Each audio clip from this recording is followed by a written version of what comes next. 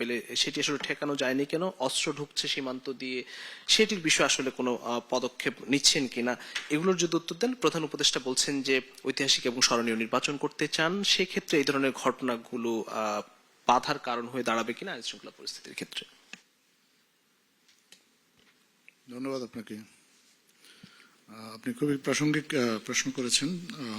সেই জবাব দেওয়ার আগে আমি শুধু এটুকুই বলি যে আমাদের এই সময়টা, আজকের এই দিনটা, এই সময়টা আমাদের জন্য খুবই দুঃখজনক এবং উদ্বেগজনক। আমাদের নির্বাচনের তফসিল ঘোষিত হয়ে যাওয়ার পরে আসলে সময়টা হওয়ার কথা ছিল উৎসব মুখর, আমরা সবাই নির্বাচনী উৎসবে সামিল হব, কিন্তু সেটা না হয়েছে বিপরীত একটা পরিস্থিতি, যেটা দুঃখজনক এবং উদ্বেগজনক একটা পরিস্থিতি তৈরি হয়েছে আমাদের ওসমান হাদি জুলাই বিপ্লব পরবর্তী বাংলাদেশে। উনি একটা ভয়েস ছিলেন, ফেসিবাদী যে শক্তি আমাদের এখানে আমরা অনেকেই হয়তো দাবি করছি যে তার মূলোৎপাটন হয়েছে, কিন্তু হয়নি। তারা নানাভাবে ফিরে আসার চেষ্টা যেভাবে করেছে সেটাকে প্রতিরোধ করার ক্ষেত্রেও তার অত্যন্ত শক্তিশালী কণ্ঠ হিসেবে উনি আবির্ভূত হয়েছিলেন। তো তার উপর একটা আক্রমণ হয়েছে, তাকে হত্যা চেষ্টা করা হয়েছে।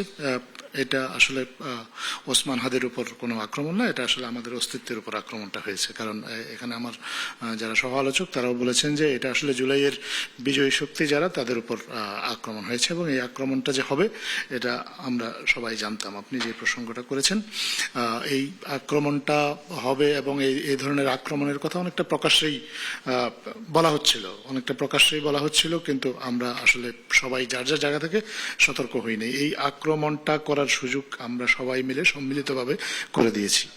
এখানে আমার ছোট ভাই সাইফ উনি একটা কথা বলেছেন, আমি তার পয়েন্টের সাথে পুরোপুরি একমত। এই যে ফেসিবাদী শক্তি তারা যে ফিরে এসেছে বা নানাভাবে ফিরে আসার চেষ্টা করছে, তাদেরকে নর্মালাইজ করার চেষ্টা করা হচ্ছে, এবং এই চেষ্টাটার জন্য আমরা আসলে কালেকটিভলি দায়ী। এই অর্থে গণমাধ্যমের কথা বলা হয়েছে, গণমাধ্যমে আপনার ফেসিবাদী শক্তি তাদেরকে প্ল্যাটফর্ম দেওয়া হচ্ছে, এবং তারা এখানে এসে আওয়ামী লীগকে এতগুলো খুনের পরেও তাদেরকে নর্মালাইজ করা হচ্ছে। তাদের দুর্নীতি, দুঃশাসন, অপশাসন সেগুলো তো আছেই, সেগুলোকে তাদের বিরুদ্ধে এই যে দুঃশাসন, গুণ, খুন, এই অপরাধগুলোকে বলা হচ্ছে যে এগুলো রাজনৈতিকভাবে তাদের সমালোচনা করা হচ্ছে, যদিও এটা আমাদের সবার চোখের সামনে ঘটেছে এবং আমরা সবাই দেখেছি। তখন কেউ প্রতিবাদ করতে পারেনি, কারণ তখন আমাদের সেই অর্থে সেভাবে কোনো বাক স্বাধীনতা ছিল না। এখন পূর্ণ বাক স্বাধীনতা দেওয়া হয়েছে, এবং এই বাক স্বাধীনতার সুযোগ নিয়ে আপনার এই গণমাধ্যমগুলোতে ফেসিবাদী শক্তিকে প্ল্যাটফর্ম দেওয়া হচ্ছে। সামাজিক যোগাযোগ মাধ্যমে আপনার ফেসিবাদী কিছু শক্তি বা যারা এ ধরনের এই সম্মতি উৎপাদন করছে, তারা প্রকাশ্যে কথা বলে চলছেন, তাদের কথার সেভাবে প্রতিবাদ হচ্ছে না যে প্রতিবাদটা হওয়া জরুরি ছিল। আমি একটা উদাহরণ দিই। গতকালকে আমাদের একজন খুব আপনাদের টক শো গুলোতে নিয়মিত আসেন, এরকম একজন বলছেন যে ওসমান হাদির যে উপর যে আক্রমণ হয়েছে, সে আক্রমণে আওয়ামী লীগকে অভিযুক্ত করাটা হাস্যকর। এইটা যে বলতে পারে এখন, এইটাই আসলে আমাদের আসলে উদ্বেগের সবচেয়ে বড় জায়গা। আপনি ওসমান হাদির উপর কে আক্রমণ করেছে আমরা এখনো জানি না, আমরা বিষয়টা তদন্তাধীন, কিন্তু আপনি যদি বাস্তবতার প্রেক্ষাপট বিবেচনা করেন, অভিযোগের তীরটা কার দিকে যাওয়ার কথা এই মুহূর্তে? ওসমান হাদি কাদের বিপক্ষে, বা ওসমান হাদি যে কথাগুলো বলেছেন তাতে কারা তার উপর ক্ষুব্ধ হতে পারে সেটা আমরা সবাই জানি। তো সেটাকে না করে তাৎক্ষণিকভাবে কেউ বিভিন্ন রাজনৈতিক দলকে অভিযুক্ত করার চেষ্টা করেছে, কেউ তার প্রতিদ্বন্দ্বী প্রার্থীর দিকে আঙ্গুল তুলেছে। তো এই যে আঙ্গুল তোলা, এই যে পরস্পর বিরোধিতা, ওসমান হাদির সম্ভাব্য খুনি কে হতে পারে সেটা নিয়ে কথা না বলে আমরা এই ওসমান হাদির উপর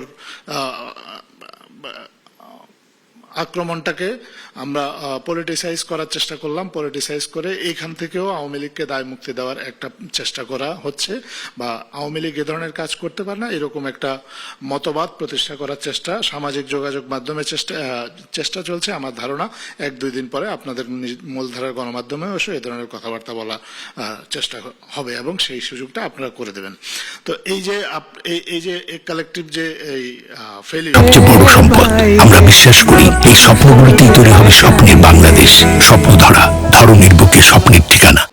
আপনি দেখেন আজকে সকালে আমি যখন ঘুম থেকে উঠলাম, আমি একজনের একটা এরকম এই যে সফট আওয়ামী লীগের সোকল্ড আওয়ামী লীগের পক্ষে যারা কথা বলা শুরু করেছেন এখন, তাদের একজন বলেছেন যে নির্বাচনের আগে অন্তর্বর্তীকালীন সরকারের উচিত আওয়ামী লীগের সাথে আলোচনায় বসা। আপনি যদি তর্কের খাতিরেও ধরে নেন যে আওয়ামী লীগের সাথে সরকার আলোচনায় বসবে, কার সাথে বসবে? আওয়ামী লীগের। আওয়ামী লীগের সভানেত্রী তো ফাঁসির আদেশ হয়েছে। আওয়ামী লীগ কি তার সভানেত্রী চেঞ্জ করেছে?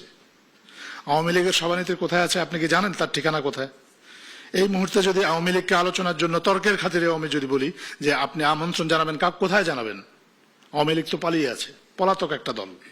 তা আপনি পলাতক একটা রাজনৈতিক দল, তার সাথে আলোচনা করার জন্য সরকারকে আহ্বান জানাচ্ছেন, কিন্তু এটার কোনো প্রতিবাদ হচ্ছে না। আমরা সবাই মিলে সবসময় গত একটা বছর আমরা দেখেছি যে সবাই সরকারের উপর দায়িত্বটা চাপিয়ে দিয়ে যার যার নিজেদের দায়িত্বটা আমরা অ্যাভয়েড করার চেষ্টা করেছি। আওয়ামী লীগ নিষিদ্ধের প্রশ্নে যখন আলোচনা হয়েছে, আমি সেই রাত্রে উপস্থিত ছিলাম উপদেষ্টা পরিষদের যেই বৈঠকে আওয়ামী লীগকে নিষিদ্ধ করার সিদ্ধান্ত হয়েছে। আমি সেখানে দেখেছি উপদেষ্টা পরিষদের সদস্যদেরকে কিরকম স্ট্রাগল করতে হয়েছে পলিটিক্যাল পার্টিগুলোকে কনভিন্স করতে যে সরকার এরকম একটা সিদ্ধান্ত নিতে যাচ্ছে আপনাদের মতামতকে। কারণ এই সরকার নিজস্ব কোনো রাজনৈতিক মতামত নেই, এই সরকার সব রাজনৈতিক দলের সাথে কথা বলে, তাদের সাথে আলোচনা করে রাজনৈতিক সিদ্ধান্তগুলো নেয়। এবং সরকার আওয়ামী লীগকে নিষিদ্ধ করার বা আওয়ামী লীগের কার্যক্রম নিষিদ্ধ করার যে সিদ্ধান্তটা নিয়েছে, সেটাও কিন্তু রাজনৈতিক দলগুলোর দাবির প্রেক্ষিতে এবং রাজনৈতিক দলগুলোর সাথে আলোচনা করে সিদ্ধান্ত নিয়েছে। কিন্তু তখন রাজনৈতিক দলগুলো বিভিন্নভাবে নানাভাবে তাদের দায় দায়িত্ব এড়িয়ে যাওয়ার চেষ্টা করেছে। তো এই যে রাজনৈতিক দলগুলো যার যার যে অবস্থান থেকে তাদের দায়িত্ব এড়িয়ে যাওয়ার চেষ্টা করেছে বা তাদের নিজস্ব রাজনৈতিক এজেন্ডাকে প্রমোট করার জন্য ন্যাশনাল ইন্টারেস্টটাকে পাশ কাটিয়ে গেছে, তার ফলে আজকে এই জুলাই যোদ্ধাদের উপর বা জুলাইয়ের অগ্রসৈনিকের উপর, বিজয়ী শক্তির উপর আক্রমণের ক্ষেত্র প্রস্তুত হয়েছে। এই ক্ষেত্রটা যে প্রস্তুত হবে, আপনি জানতে চেয়েছেন যে গোয়েন্দা তথ্য ছিল, তারপরেও সরকার কোনো ব্যবস্থা নিয়েছেন কিনা।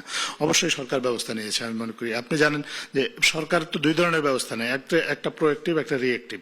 আপনার যখন আপনার প্রোয়েক্টিভ কোনো ব্যবস্থা নেয়, তখন তো আপনার পক্ষে বা আমার পক্ষে এটা আনুষ্ঠানিকভাবে সেই প্ল্যাটফর্মে বলা সম্ভব না। কারণ আমরা কি ব্যবস্থা নিয়েছি, তার ফলে যে আক্রমণটা হয়নি সেই আক্রমণটা নিয়ে আর আলোচনা হয় না। কিন্তু অনেক আক্রমণ হওয়ার চেষ্টা হয়েছে বা অনেকগুলো তো আমাদের গোয়েন্দা সংস্থা গোয়েন্দা তথ্যের ভিত্তিতে আপনার প্রতিরোধ করা সম্ভবও হয়েছে।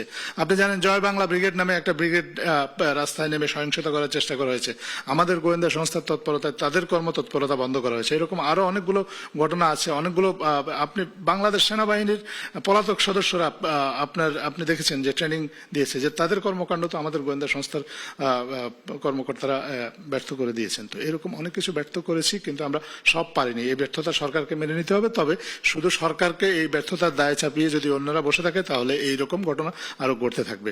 আপনি মাননীয় প্রধান উপদেষ্টা যদি একটা বক্তব্য খেয়াল করেন, উনি কিন্তু অনেক আগেই বলেছেন যে এই চলতি বছরটা আমাদের জন্য যুদ্ধাবস্থার মধ্যে আমরা আছি, আমাদের উপর অনেক আক্রমণ করার চেষ্টা করা হবে। এই নির্বাচনটা যে খুব শান্তিপূর্ণ এবং নির্বিঘ্ন হতে হবে না বা এই হতে দেওয়া হবে না, কয়েকটা পক্ষ সক্রিয় আছে যারা চায় না বাংলাদেশে একটা সুন্দর এবং শান্তিপূর্ণ নির্বাচন হোক। কারণ একটা শান্তিপূর্ণ সুন্দর নির্বাচন হলে তাদের অনেকের স্বার্থ বিঘ্নিত হবে। এই পক্ষগুলো আপনার জুলাইয়ের বিজয়ী শক্তি বা বলেন আমাদের এই নির্বাচনের ক্যান্ডিডেট, তাদেরকে আক্রমণ করে, আপনি তফসিল ঘোষণার পর দিনই কেন হাদের উপর আক্রমণ হলো, এটা একটা ভয়ের বার্তা ছড়িয়ে দেওয়ার জন্য, যাতে প্রার্থীরা ভয় পান, জুলাইয়ের শক্তিরা ভয় পান বা আমাদের ভোটাররা ভয় পান। তবে শুধু এটুকু সরকারের পক্ষ থেকে আমরা বলতে চাই যে আমাদের এইরকম আঘাত যতই আসুক, ঝড় তুফান যাই আসুক, মাননীয় প্রধান উপদেষ্টাও গতকাল বলেছেন এই নির্বাচন হবে, এই নির্বাচন প্রতিরোধ করার সামর্থ্য কারো নাই। তবে আমরা আশা করব এবং আমরা সবাই মিলে কাজ করব যাতে এই ধরনের হামলা বা এই ধরনের অপশক্তি যারা আছে তাদের অপচেষ্টাগুলোকে আমরা সবাই মিলে সম্মিলিতভাবে রুখে দিতে পারি। জি।